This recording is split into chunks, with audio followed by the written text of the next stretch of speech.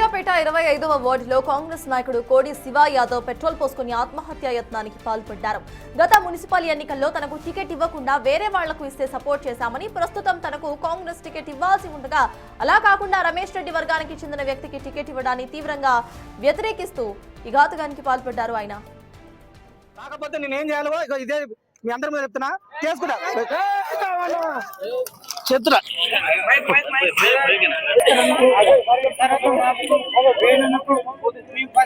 కష్టపడుతున్నాం, రావణ అభిమానం ఉంటున్నాం. 25వ వార్డులో గెలిపోయింది 400 మంది. దయచేసి వేణులకు సాయంత్రం వరకు దీపాలు ఇవ్వాలని కోరుకుంటున్నాం.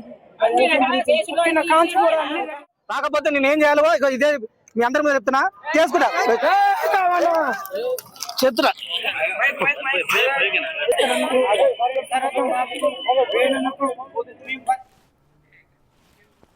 ఫోన్